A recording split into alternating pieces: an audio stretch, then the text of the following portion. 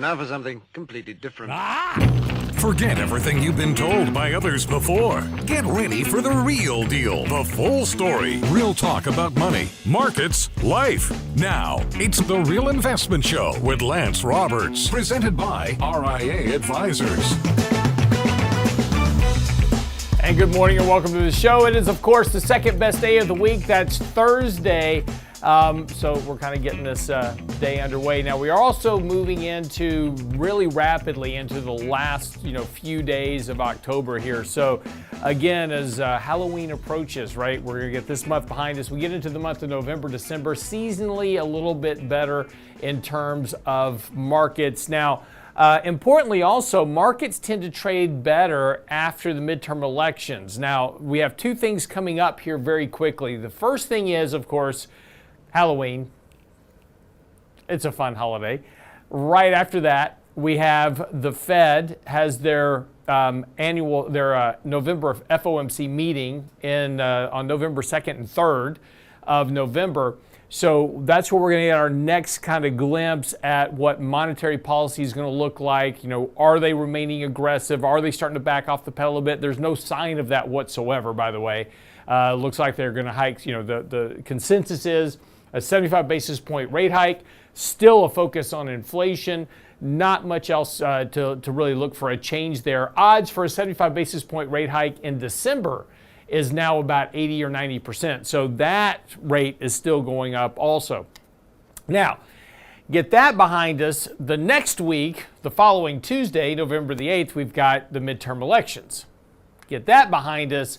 Then we kind of get to smooth out here for the last, 2 months of the year. Now, technically, markets tend to trade a little bit better following midterm elections, and the best outcome for the election would be a gridlock situation. In other words, Republicans take back the House, the Senate, or both, and then you have a Democratic president, and basically nobody gets anything done, right? It's just everything stops. Markets like that because, you don't get some crazy spending bill or change to tax rates or something like that. I mean, pretty much once you have gridlock, markets can figure out pretty quick. It's like, okay, not going to be any change for at least the next 2 years.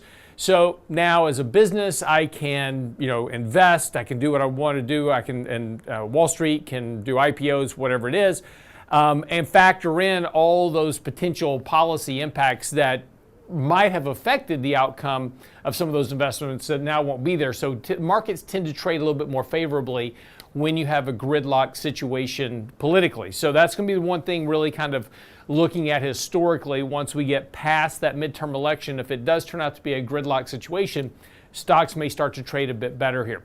Now, the other side of this, of course, is that we're still working through an earnings downturn. Now, again, we're seeing a good bit of earnings beats right now, not surprising. Analysts had been cutting earnings expectations since June, cut them pretty sharply going into this third quarter reporting period. So again, we're getting a lot of companies coming in. Again, the usual, as we talked about yesterday, it's the millennial earnings season. Everybody gets a trophy, everybody beats. So we're seeing a lot of companies coming in beating estimates. Netflix was a good example of this. Better subscriber growth. But look, and we've talked about this before, and this is very important, is to look below the surface of those earnings reports, right? The headlines are great. Now, the headlines are driven by all kinds of accounting gimmicks. It's, stock buybacks, we're reducing the number of shares outstanding, etc. So there's a lot of accounting gimmicks that go into beating that EPS number that you hear on television, right? BlackRock reports $1.06 in earnings versus 99 cents, whatever it is. That is a very manipulated number. Wall Street Journal a few years back did a study of corporate CFOs and found out that about 40% of the EPS report is all fudging. So it's cookie jarring reserves. It's doing all kinds of different stuff to try to make those earnings look better. Always pay attention to the revenue growth. That's one thing you really can't fudge very much. How much did you sell? That's really the top line. So when you take a look at sales of companies, that tells you a much better story about what's really going on with the health of the company. Netflix, a good example of this. Revenue growth continues to decline fairly sharply for the company, despite the fact that they're getting, 2.4 million subscribers, right? So we're getting more subscribers, that's great, but our revenue growth continues to go down. That's the thing you want to pay attention to more so than just about anything else. But again, not surprising here. Stocks are so beaten up on a lot of different fronts that, stocks are reporting earnings, seeing nice little pops out of the stocks. That's actually kind of good news for right now. Markets continue to trade here very cautiously over the last couple of days. We talked about the fact that the market, had rallied here and gotten back above the 20-day moving average, came back down, retested that yesterday. Futures are pointing up a little bit this morning. We need to bounce off this 20-day moving average, confirm that support if this rally is going to have some legs here. That's going to be the real question. Can we get a bit of a rally going here? We've had a fairly big decline since really that August peak. Markets have rallied a bit off the lows, but again, not really getting a lot of oomph to it at this point. So it's been a fairly meek rally. At this point, money flows are turning a bit positive here, but again, not to any real strong degree. The good news, though, is that the MACD has turned up, as well as some of our other indicators as well, suggesting there's a bit of a buying push here. And as long as earnings continue to come in, well over the next week or so, should help give some support to asset prices. But again, if you really take a look at this, kind of at the market, it's really just been in a consolidation range ever since the beginning of October. Since the beginning of October, we really haven't gone anywhere for the market. It's just been up and down and volatile and really kind of weighing on investors again. It's just that mental grind that we have. So again, this is one of those real challenging periods. Is the market going to base here? We continue to really hold these low support going all the way back to June. Those June lows can continue to kind of hold in here at this point. But again, not really giving us a whole bunch to work with. So again, while we continue to kind of build, long-term support for the markets really haven't been able to do much with it. So again, I know this is, it's very challenging. It's mentally exhausting. We've had so many negative days this year. It just seems like every day you get up, it's just another down day in the market, and it's just not fun, right? 2021, every day was up. So it was always fun, right? You go to work, you come home, look at your portfolio, it's up, and it's great. This year has definitely been a different year. We'll get through this is the important thing. And we've just kind of got to grind our way through this and try to be in a position to take advantage of it when we do get through this. But we've probably still got a few more months of challenges for the market as we go forward here. So just to kind of keep that in mind. What we're going to talk about today a little bit is talking about the Federal Reserve. They've got a very interesting situation coming up. The Treasury is running out of liquidity. I wrote an article about this, be coming out on the website here shortly, but talking about the liquidity risk to the Treasury and the fact that basically the Treasury needs to issue debt.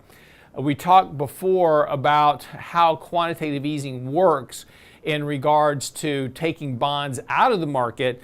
Well, the problem is the Treasury now needs to issue debt to meet fiscal spending needs, but nobody wants to buy them. And so this is becoming a liquidity problem for the Treasury. It's not just a problem for the Treasury, it's also a problem for the Fed. So when we come back from the break, we'll spend a few minutes kind of really talking about that and talking about the risk. We talk often about the one risk, right? What's the one risk that gets the Fed focused back on the financial markets versus inflation? And that's a financial instability event. The Treasury could very well be that event. We'll talk about that when we come back from the break. Don't go away.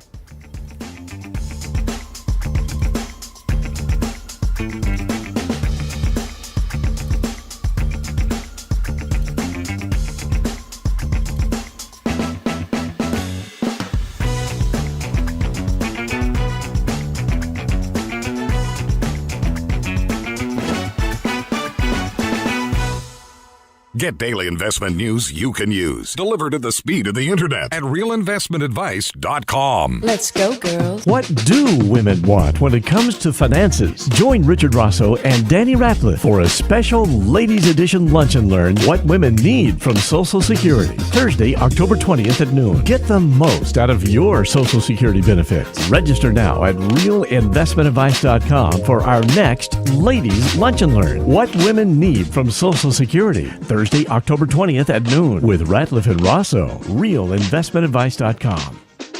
Health and financial security touches everyone within your organization. Offering benefits for all doesn't need to be complicated. Hi, I'm Tom Allen, Senior Benefits Consultant at RIA Advisors. RIA Benefits provides independent expertise to find solutions that speak to the mission of your business, the culture you want to establish, and the budget you are able to work within. Book a free consultation with me at realinvestmentadvice.com/retirement, and we'll find a solution that takes care of your most important asset, your people. realinvestmentadvice.com/retirement, realinvestmentadvice.com. Hi, Lance Roberts here. If you're like most people, your 401k plan represents the bulk of your retirement assets, and unfortunately for many, managing your 401k plan can be difficult. There's so many choices, so many things to consider. With just a quick email, a couple of questions, you can put RIA Advisors to work for you managing your 401k plan. Get started right now at the website, realinvestmentadvice.com, or simply call our toll-free number, 855-RIA-PLAN, or again, simply online at realinvestmentadvice.com. And now, another page from the Real Investment Advisors Investing Manifesto. Bulls win in bull markets. Bears win in bear markets. Eagles soar above and take advantage of opportunity. Let us help you soar as you reach your financial goals with RIA Advisors. Neither bull nor bear. RIA Advisors, 281-501-1791 or online at realinvestmentadvice.com. The Real Investment Show.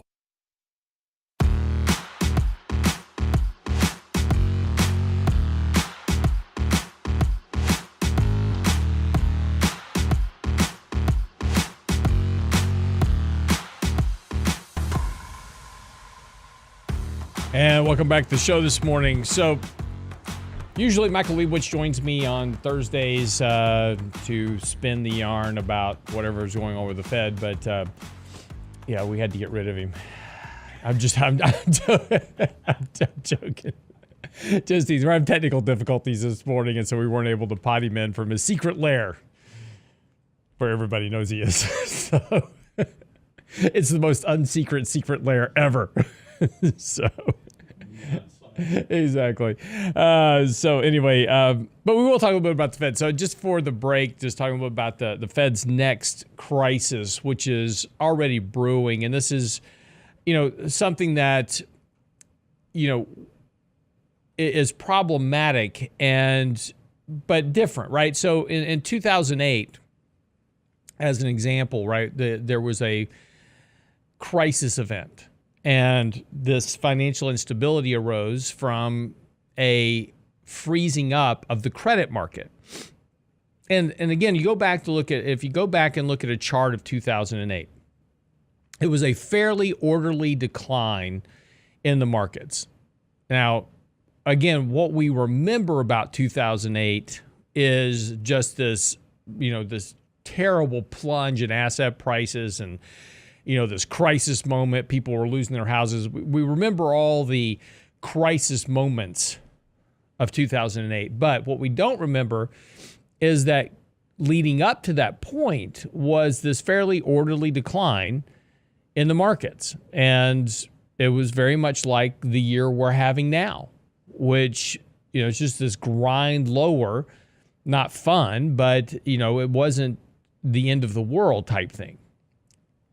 And then, of course, subprime was contained, and so we didn't need to worry about subprime contained. And then as Hurricane Ike makes landfall, and it's funny because my son recently, he's in college, and he's working on a paper for his English class, and why are you nodding your head?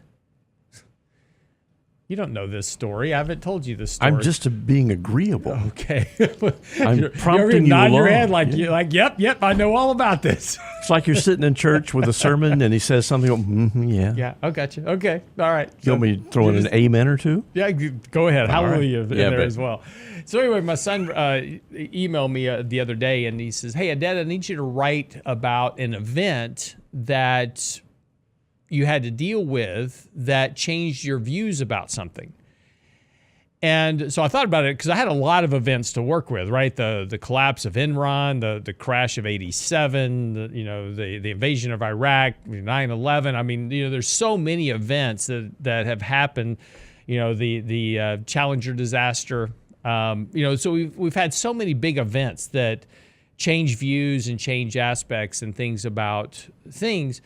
I had to really take some time to think about what it was that was going on in 2008 that was, kind of defining to that. And what was interesting is we had sold our house, and my kids were very small at this time. My son now in college was 6 years old at the time, and we had sold our house, and this is we'd sold our house in March, April of.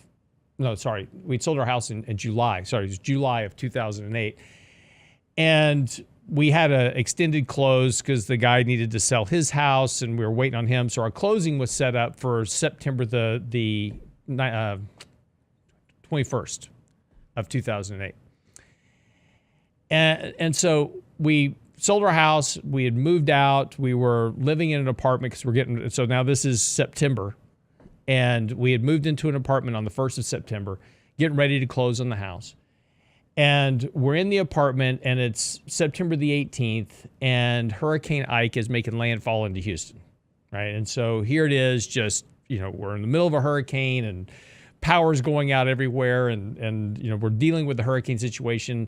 And, I'm working from the apartment, posting our newsletter for, the next day it's going to go out.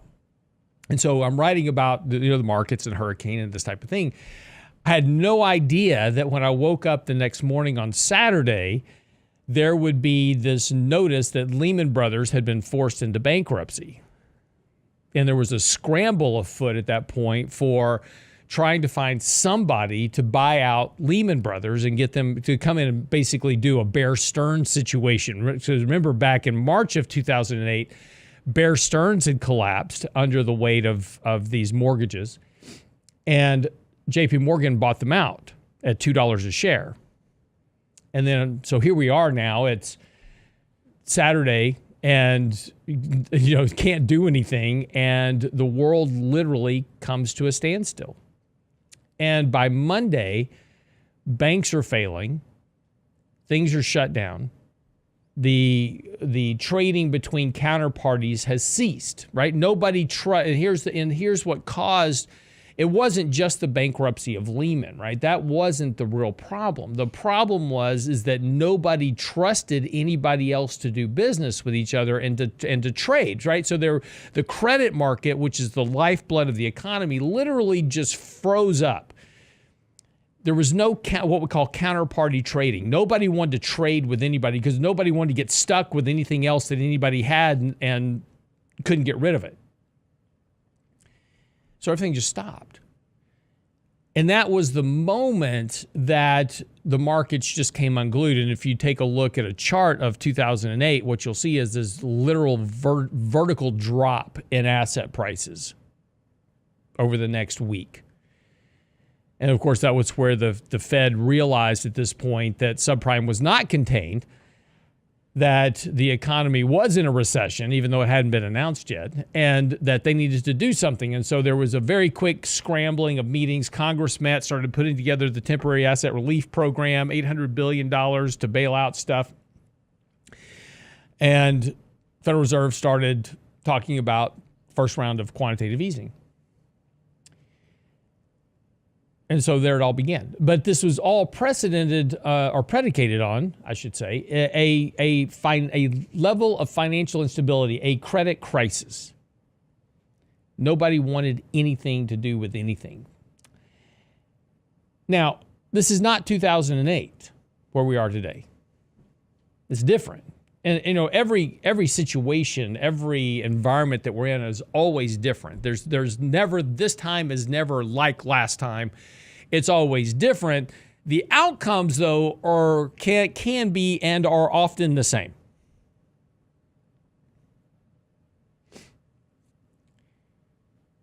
My son said I got an A+ on my report, by the way. I still got it. Yeah. 53 years old, 53, I wish. 58 years old, and I could still write an A paper for college. So, well, how old were you when you wrote it, though? Like last week? Oh, it was last week. Yeah. I'm sorry, I checked out for a minute. Apparently. How old was I wrote it? I was still 58 when I wrote it. It was last week. Still got it.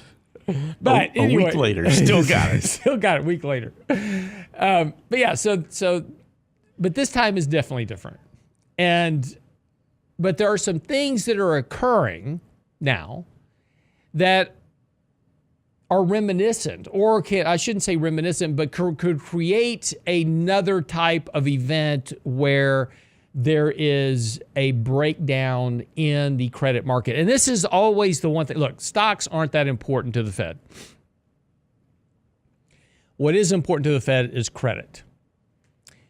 The credit market, just to put it into, some terms, if you take a look at the debt, just the federal debt market, Treasury debt market, right? That's $27 trillion of debt. The total size of the economy right now is about 20 trillion, just to put it into terms. The total debt in the economy is north of 70 trillion. So that's Treasury debt, that's corporate debt, student loan debt, you name it, right? It's over 70 trillion. Add into all of that margin debt, everything else, you're now talking about, as of the last print that I've got from the government, $93,837 billion in debt in a $20 trillion economy. So there's a $70 trillion delta between the size of the economy and the amount of debt. So again, debt is far more important to the operation of the economy than the stock market is. So it's always important to focus on what's there, because if there's going to be financial instability, it's going to happen in the credit market. And it's going to be a problem that has to be fixed. This is why back in March of 2020, when we shut down the economy, the Fed started buying junk bonds, because all these companies are on the verge of bankruptcy, even though we're told they're financially healthy all the time, right? All these companies are financially healthy, right? We've got to bail them out. Carnival Cruise Lines, Boeing, all these companies, right, need to bail them out. PPP programs, of which $47 billion of that got scammed by foreigners. So not sure why we even did it. But that's where it's going to show up. And right now, there's a crisis that is brewing in the debt market.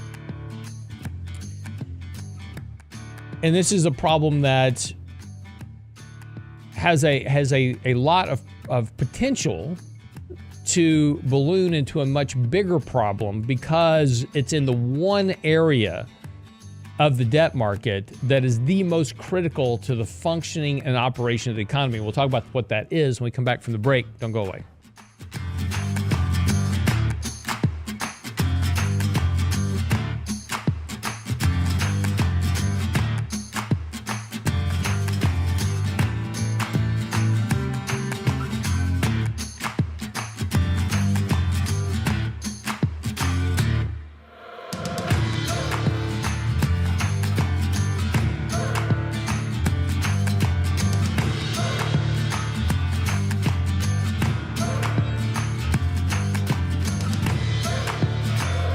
The Real Investment Advice blog. It's required reading for the informed investor. Catch it today at realinvestmentadvice.com. Let's go, girls. What do women want when it comes to finances? Join Richard Rosso and Danny Ratliff for a special Ladies Edition Lunch and Learn What Women Need from Social Security. Thursday, October 20th at noon. Get the most out of your Social Security benefits. Register now at realinvestmentadvice.com for our next Ladies Lunch and Learn What Women Need from Social Security. Thursday, October 20th at noon with Ratliff and Rosso. realinvestmentadvice.com. Health and financial security touches everyone within your organization. Offering benefits for all doesn't need to be complicated. Hi, I'm Tom Allen, Senior Benefits Consultant at RIA Advisors. RIA Benefits provides independent expertise to find solutions that speak to the mission of your business, the culture you want to establish, and the budget you are able to work within. Book a free consultation with me at realinvestmentadvice.com/retirement, and we'll find a solution that takes care of your most important asset, your people. realinvestmentadvice.com/retirement, realinvestmentadvice.com. And now, another page from the Real Investment Advisors Investing Manifesto. A passive investment portfolio requires active risk management. It's not a choice, it's necessity. Diversification doesn't protect against risk of loss. Let us actively help you reach your financial goals with RIA Advisors. Neither bull nor bear. RIA Advisors, 281-501-1791 or online at realinvestmentadvice.com. Can't catch the whole show now? Listen to our podcast later at realinvestmentadvice.com. Ben Bernanke, along with Douglas Diamond, were awarded the Nobel Prize in Economics for their work on banks and financial crisis.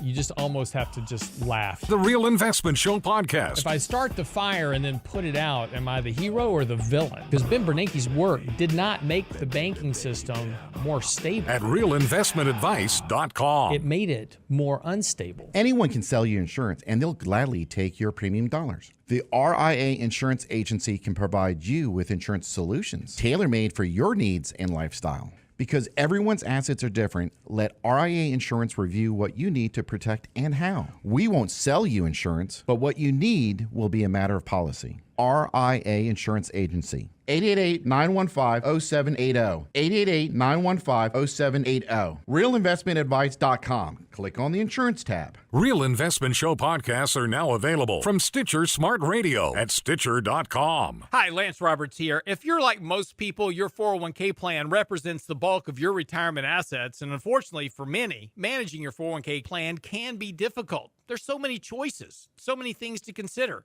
With just a quick email, a couple of questions, you can put RIA Advisors to work for you managing your 401k plan. It's a quick and easy application. Just simply click Ask a Question at realinvestmentadvice.com or give us a call at 855-RIA-PLAN. That's realinvestmentadvice.com. What do women want when it comes to finances? Join Richard Rosso and Danny Ratliff for a special Ladies Edition Lunch and Learn What Women Need from Social Security with Ratliff and Rosso. Thursday, October 20th at noon. Get the most out of your Social Security benefits. Register now at realinvestmentadvice.com. You're listening to The Real Investment Show.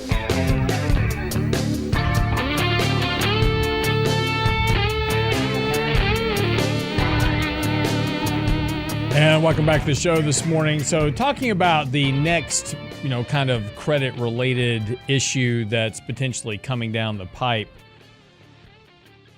is a loss of liquidity in the Treasury market. It was interesting because Janet Yellen just recently talked about this. She says, we're worried about a loss of adequate liquidity in the bond market, the Treasury market. And what she means is that in a market, you've got to have buyers and sellers. And if you don't have buyers or you don't have sellers, you don't have liquidity. In other words, if there's no sellers and there's nothing, and there's buyers there, the market doesn't function, right? Because there's no transactions occurring. The same way, if you've got, if you've got a lot of buyers but no sellers, again, nothing's happening, right? So there's no liquidity. You can't execute a transaction. And so what's happening right now is the Treasury's in a position because we spend too much money.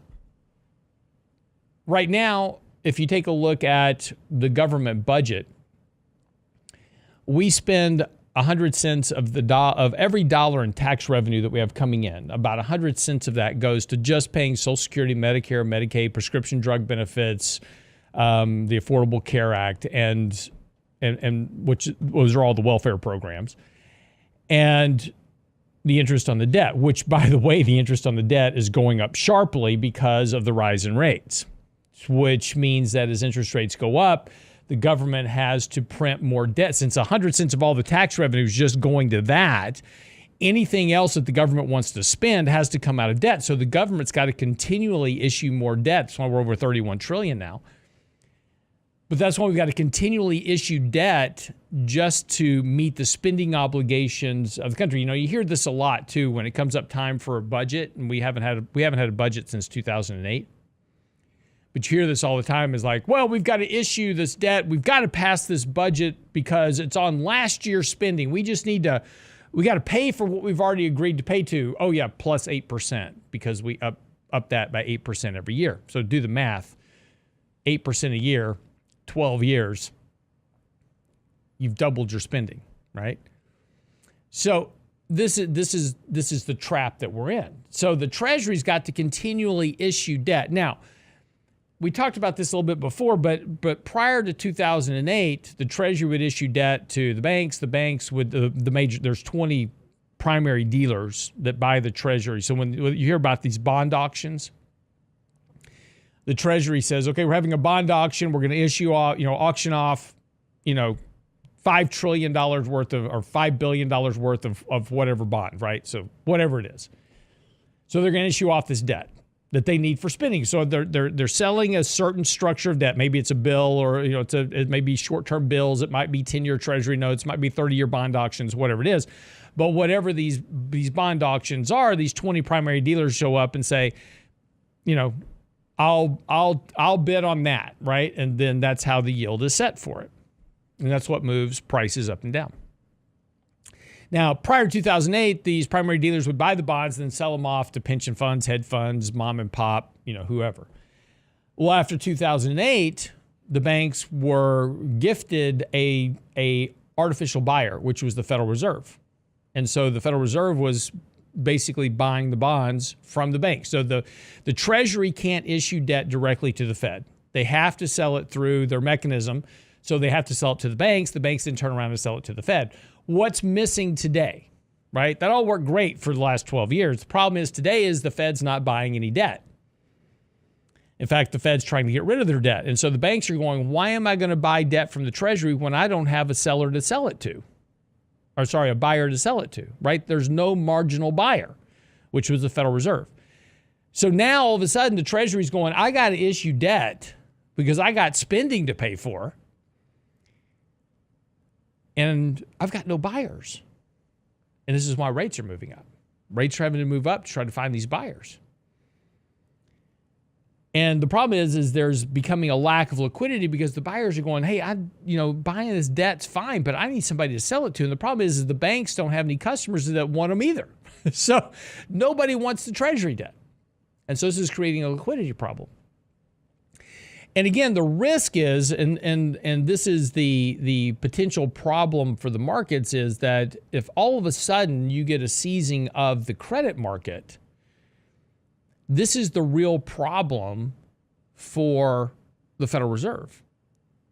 And this is the thing where the Federal Reserve has to make a decision. Do I let the credit market seize up, or do I reverse course on my quantitative tightening and start buying bonds again? Just like we saw the Bank of England do just recently, trying to bail out the pension funds in England, right, in the UK.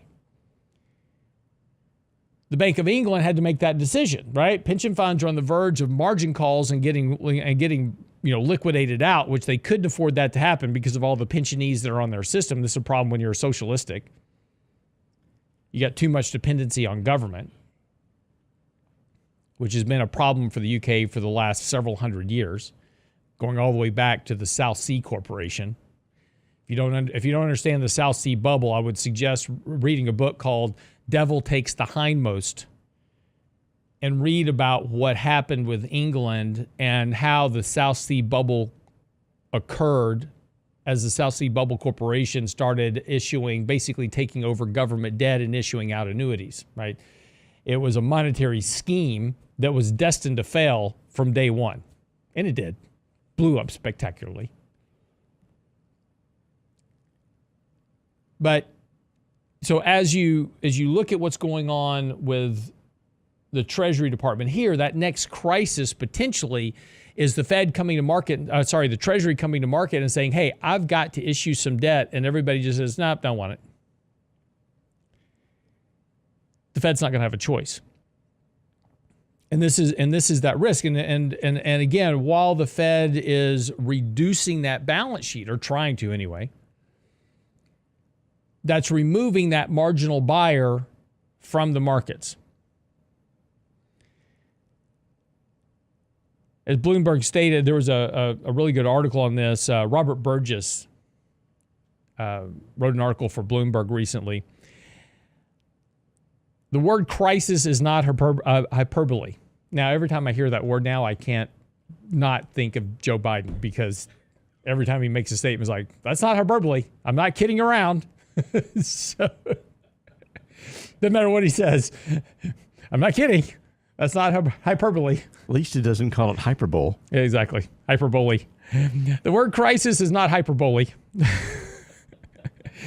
Liquidity is quickly evaporating. Volatility is soaring. Once unthinkable, even demand at the government's debt auctions is becoming a concern. Conditions are so worrisome that Treasury Secretary Janet Yellen took the unusual step recently of expressing concern about the potential breakdown in trading, saying that after a speech in Washington that her department is worried about a loss of adequate liquidity. In the $23.7 trillion market for U.S. government securities, make no mistake, if the Treasury market seizes up, the global economy and financial system will have much bigger problems than elevated inflation. And that's exactly correct. And this, of course, is all coming at a time to where, at a very problematic time, because the Fed has to, in their mind, focus on this inflation fight. The problem is that inflation fight is actually over. They just don't know it yet. And unfortunately, they've already hiked rates to the point that they're going to break something, which is only going to compound the Treasury problem when the economy gets into a much deeper state of a recession. You know, the Fed at their recent meeting, just about a week or so ago, they released the FOMC minutes from the last meeting. And what was noted in those minutes is that several participants noted, particularly in the current highly uncertain global and economic financial environment, it would be important to calibrate the pace of further policy tightening with the aim of mitigating the risk of significant adverse effects on the economic outlook. So they're aware of the risk. And I am absolutely certain that Janet Yellen has been on the phone with Jerome Powell. Now, what does that mean? I don't know. We've got a meeting coming up November the 2nd with the FOMC. Will they make a further statement addressing the potential risk to economic growth? But the more aggressively they hike rates, the more of a liquidity problem it creates within the Treasury market. You know, unfortunately, history is kind of riddled with monetary and policy mistakes by the Federal Reserve as they've over-tightened. Now, as the markets are rebelling against quantitative tightening, the Fed will eventually have to acquiesce at some point to basically the selling deluge of what's happening and the lack of buyers. The destruction of the wealth effect that threatens both the equity and the credit markets is going to be the problem that the Fed is going to have to deal with. The only question is when. And unfortunately, it'll be after the fact and after it's too late, after the crisis is already developed. And I thought it was interesting that just this morning, Democrats are now starting to come around to the idea that they spent too much money and the Federal Reserve didn't start hiking rates soon enough. Imagine that. What we said 2 years ago now becoming a reality. All right, quick break, come back, wrap up the show. Don't go away.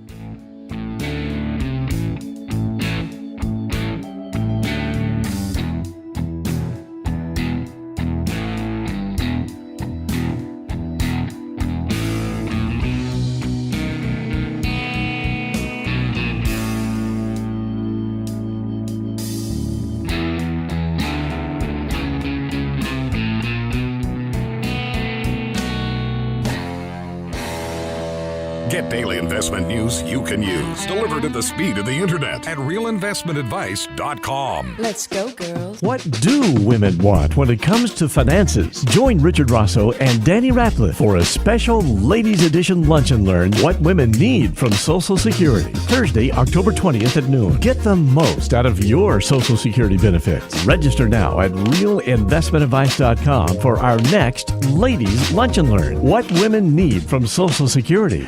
Thursday, October 20th at noon with Ratliff and Rosso. realinvestmentadvice.com. Hi, Lance Roberts here. If you're like most people, your 401k plan represents the bulk of your retirement assets. And unfortunately for many, managing your 401k plan can be difficult. There's so many choices, so many things to consider. With just a quick email, a couple of questions, you can put RIA advisors to work for you managing your 401k plan. Get started right now at the website, realinvestmentadvice.com, or simply call our toll-free number, 855-RIA-PLAN at realinvestmentadvice.com. Health and financial security touches everyone within your organization. Offering benefits for all doesn't need to be complicated. Hi, I'm Tom Allen, Senior Benefits Consultant at RIA Advisors. RIA Benefits provides independent expertise to find solutions that speak to the mission of your business, the culture you want to establish, and the budget you are able to work within. Book a free consultation with me at realinvestmentadvice.com/retirement, and we'll find a solution that takes care of your most important asset, your people. realinvestmentadvice.com/retirement, realinvestmentadvice.com. And now, another page from the Real Investment Advisors Investing Manifesto. Manage risk and volatility rather than trying to manage gains. You don't have to be right all the time. Long-term investing success is a 70% gain. Let us help you reach your financial goals with RIA Advisors. Neither bull nor bear. RIA Advisors, 281-501-1791 or online at realinvestmentadvice.com. The Real Investment Show.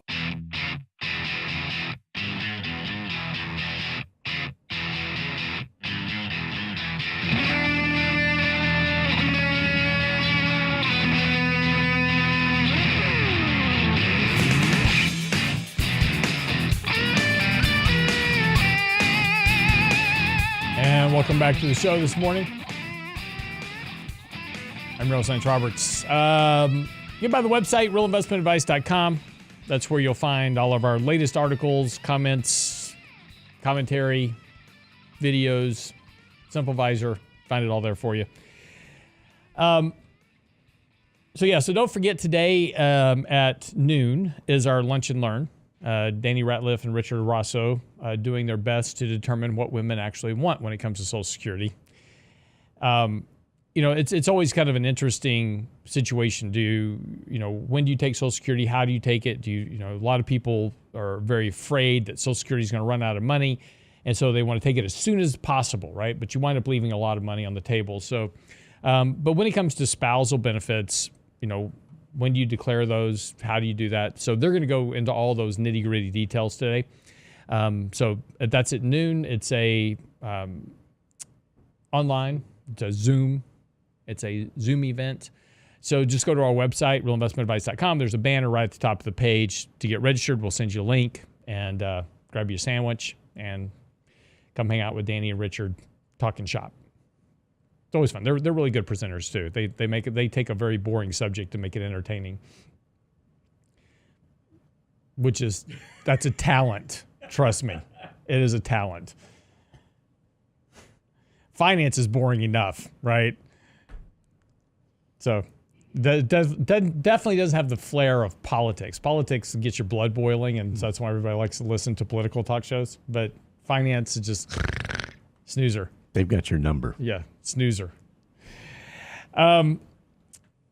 So as we get ready to go into, today's trading action, markets are pointing up here a little bit this morning, kind of a flat opening. Again, market's very tenuous here right now. Nobody's really willing to commit to this market one way or the other. I think there's a reasonable possibility that, markets can trade here a little bit better over the next couple of weeks. Really just from a couple of standpoints. One, we just had a lot of selling, right? And just, selling abates eventually. And you get these kind of counter trend rallies in the markets. Second thing is that we talked about is that the stock buyback window is that blackout period for stock buybacks is closing. So very soon now, in the next 7-8 days, corporations will be able to start buying back stock. So that'll help provide a little bit of a bid to the market. They buy back their shares, and obviously to make their earnings look better. And so going into fourth quarter earnings report, they need to get, these share counts down a bit to help boost those bottom line earnings per shares numbers. The head of U.S. cash trading at J.P. Morgan said, feels like sell-side strategists who got this market move right all just took chips off the table, causing an epic post-CPI squeeze. From the trading desk, our macro view here is unchanged. Nothing good going on out there. And long-term, we are likely heading lower, but our trading view has changed a bit. And I agree with this analysis because I think it's right on. He says, where we have firmly been in sell the rally mode, we think into year end, you can now buy the dip. Seasonality, now on your side. Retail flows seem to have stabilized, and every hedge fund and mutual fund is positioned defensively. And again, when you have everybody kind of on one side of the boat, that's what creates those kind of spurts of buying activity.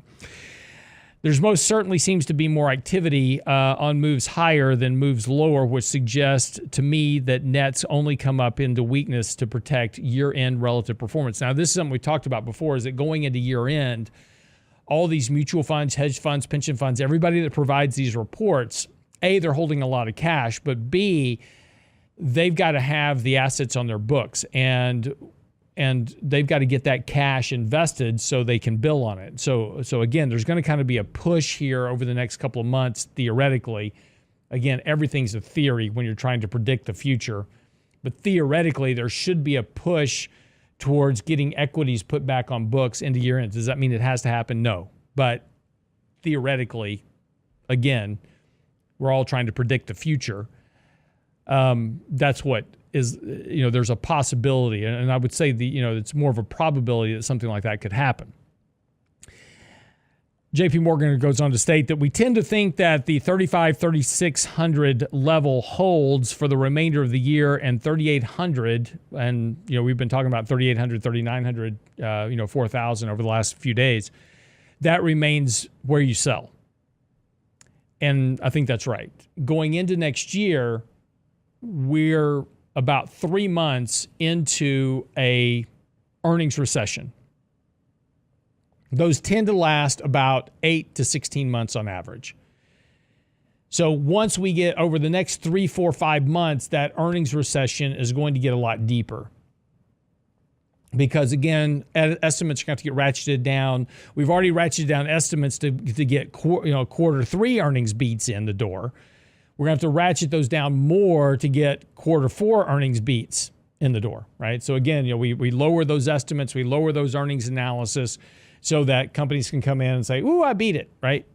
But you have to go back and go, well, what did, BlackRock, IBM, whatever. And I thought it was interesting this morning. There's a headline on CNBC. The IBM turnaround story. They beat earnings. IBM has been sucking wind for the last 20 years on getting their business turned around, and they haven't been able to do it. They constantly have currency problems, all kinds of things. But you take a look at earnings. Yes, the earnings were better, but where did the earnings come from? How far did those estimates fall? These are the things you want to ask. Before you take things at face value, great. Netflix beat earnings. Great. What were earnings estimates before they were lowered by the analyst for them to beat them? And so let's say that, and what I mean by that is let's say that at the beginning of the quarter, and I said Netflix, but just ABC Company, whatever. So at the beginning of the quarter, ABC Company had an estimate that they were going to earn $1 a share for quarter 3. By the end of quarter 3, the estimate is they're going to earn 75 cents. And they come in and they beat the estimate. And they earn 77 cents. Everybody's all happy. Yay! They beat the estimates. But they're still 23 cents lower than what the estimate was to begin with. So is that really a beat? See, this is what I'm saying is like you've got to kind of look at the quality of these earnings as they come in and say, where's the business heading to? Is it growing earnings or are earnings declining? Is there a one-off issue with earnings, right? Semiconductors, computers have a one-off issue. They had a bunch of pull forward in demand on PCs because of the checks to households and everybody starting to work from home. So you've got a natural reversion process going through the system right now. Those stocks have been overly compensated for that reversion in demand, which will stabilize and start to improve over the next couple of years. So a lot of these companies are trading at pretty cheap valuations relative to their growth rates historically. But you've got this one-off effect of this drag forward of demand caused by the economic shutdown and all those checks to households. But that'll go away. That'll work. It's like a pig and a python, right? You just got to wait. You got to just wait for the pig to get through the python, and then you're back to kind of a normal growth rate. It's going to take a little time to get there, but you'll get there. So again, these are the things you want to think about as we kind of go through earnings season, and we're just really getting into the heart of this. By October the 28th, we'll have 70% of the S&P 500 will have reported. So we're going to have a pretty good handle by the end of the month. And again, that's just next week. By next Friday, we're going to have a really good handle on just how well companies are doing.